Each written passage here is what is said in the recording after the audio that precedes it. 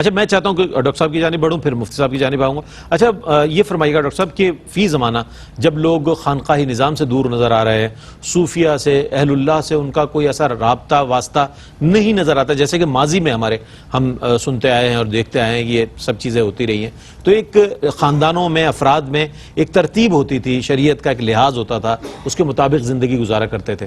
اس اعتبار سے یہ فرمائیے گا کہ یہ جو موضوع ہے جس کا انتخاب کیا گیا ہے کتنا اہم ہے عصر حاضر کے حوالے سے فرمائیے. دیکھیے اہم تو بہت موضوع ہے، ہمیشہ سے اہم رہا ہے. جی صرف وجہ وہی ہے جیسے ابھی گفتگو کے دوران باتیں ہماری ہو رہی ہیں کہ اس دور کے اندر چونکہ افراتفری کا ایک دور ہے اور سائنسی دور ہے، بندہ یہ سمجھتا ہے کہ شاید ہر چیز کو ہم سائنس کی نظر سے ہم دیکھیں اور جو چیز ہمارے عقل میں آ جائے اسی کو ہم ایکسیپٹ کریں.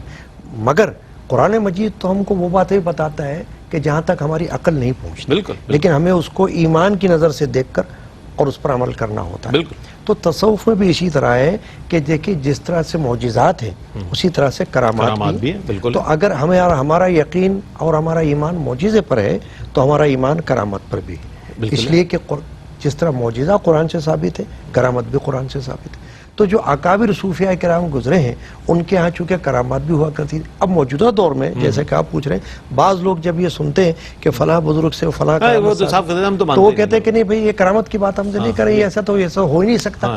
بھئی اگر ایسا نہیں ہو سکتا تو پھر معجزہ جو قرآن مجید میں ہے پھر وہ بھی نہیں ہو سکتا ہوگا، لیکن آپ کو اس کو ماننا ہے. تو جب معجزے کے پیچھے بھی اللہ تعالیٰ ہی کا حکم ہے، اذن الہی ہے، تو کرامت میں بھی اذن الہی. اب دیکھنا یہ ہے کہ صوفیاء کرام نے جو چیزیں کرامات سے تعلق رکھتی ہوئی ہمیں بتائی ہیں وہ تب بتائی ہیں کہ جب اللہ تعالیٰ کا حکم ان کو ہو گیا، ورنہ کشف و کرامت کے وہ طالب کبھی بھی نہیں ہوئے. صوفیاء کرام کے ہاں کبھی بھی یہ مسئلہ نہیں رہا ہے کہ اگر کرامت ہوگی تو ہی اس کو صوفی مانا جائے گا، نہیں تو نہیں مانا جائے گا. اصل چیز کیا ہے؟ استقامت علی الدین، دین پر استقامت. فوق الکرامت کا فرمایا بالکل، یعنی کرامت پر فوق دیتے. کرامت سے ہے بڑھ کر استقامت ہوا ثابت یہ مردان خدا سے کہ مردان خدا جو ہیں عارفان باللہ جو ہیں وہ تو استقامت پر توجہ دیتے ہیں. وہ یہ کہتے ہیں کہ بھئی کرامت جو ہے وہ بڑی تو یہی ہے کہ آپ شریعت پر مستقیم رہیں، ثابت قدم رہیں، قرآن مجید کے احکامات پر آپ جو ہے ثابت قدم رہیں اور احادیث مبارکہ پر آپ عمل کرتے رہیں. یہ کرامت سے بھی بڑھ کر ہے.